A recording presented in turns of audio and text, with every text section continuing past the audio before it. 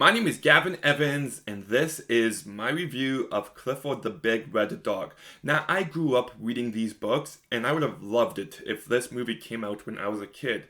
In fact, it kind of surprises me that it didn't.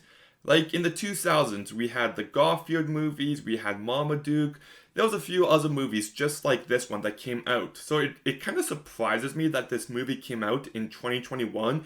It feels like 10, 15 years too late at the very least. But I didn't have very high expectations for this movie, but sometimes these kind of movies can surprise you with how much heart they have. And unfortunately, that is not the case here. Now let's talk about the cast, first with Darby Camp, who I don't want to talk about for too long because she's just a kid, but I will say I didn't find her to be good at all in this movie.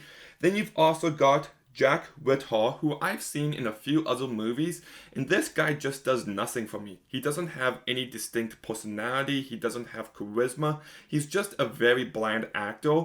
Then you've also got Isaac Wang, who I don't want to talk about for too long because he's just a kid, but I don't think he was very good either.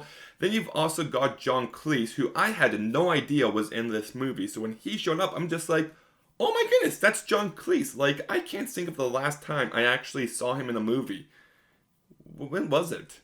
Like, he was in the Shrek movies, but it's been a while, but that was a pleasant surprise. He's fine for the short time he's in the movie. Then you've also got Sienna Gully, who, if I remember correctly, actually looks just like the mom did in the book, so I think she was actually well cast, if I remember correctly, but she's not given a ton to do. And you've also got Tony Hale, who I love in Arrested Development, but everything else I've seen him in, he's never impressed me. Like, I know he's in that show Veep, and apparently he's great in that show, but for me, he's just great in Arrested Development and not great in everything else. I also never cared for the main relationship between the little girl and Clifford. Like, at no point did I actually feel that they were bonding. At no point did I feel like they had any sort of relationship. Like, I have a cat. Greatest cat ever. Cats are the absolute best. And, we get along real good. But I never saw that kind of owner-pet relationship on screen here. It just felt completely absent from this movie. There's a few moments where the girl talks about how much she loves Clifford and Clifford acts like a dog, but like that's all you get. Like this relationship is no hiccup and two slip. When you have a movie like How to Train Your Dragon, in which the entire story is about a boy and his dragon getting close, and you really care for them and are emotionally invested in their relationship, there's just no excuse for a movie like this not to be able to do the same thing. I thought that element of this movie was entirely underdone. And this movie also has a character arc for the uncle. Well, he's a loser at the beginning but gets his crap together by the end. And I just don't get how he went from A to B. There's nothing in the movie that really gets him to change, and I didn't really buy his character arc at all. And there's also a small plot device near the end of the movie, so slight spoiler alert, but I'll keep it vague. Well, you think that someone dies, but then it turns out that the dead guy didn't actually die, and it's just like, really? Really? And then there's also a bit of magic that gets introduced in the very end of this movie that just felt like a total plot convenience. And there's this entire plot point of these people who are after Clifford, and I just think this entire aspect of the movie was completely unneeded. I mean, you've got enough drama based on the situation alone. You've got yourself a big dog, and you don't know what to do with it. He doesn't fit in the building, he's causing trouble around town. I don't think you needed a villain for this kind of story, and anytime it cuts away to the villains, I'm just like, oh my goodness, this is even worse than the rest of the movie. Just could have gotten rid of all that stuff entirely and the movie would have been all the better for it. And I found this movie to be terribly directed by Walt Becker. There's not an ounce of style to be found in this movie. It is visually very boring to look at. Like when I say Clifford is a big red dog, what do you imagine? Well, whatever you imagine is what you get with this movie. Clifford does look like a big red dog. And there's just something about that approach that is so boring to me. Like they could have put some imagination or creativity or style into his design and they just didn't.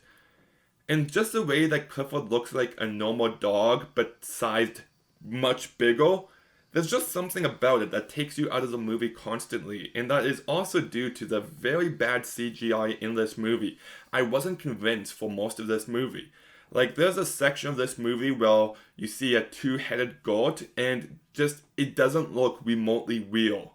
So I thought the CGI was really bad, and the movie's just not funny. Now, I'm sure kids will watch this movie and laugh that Clifford is doing dog stuff and he's big, and kids will have a blast with it.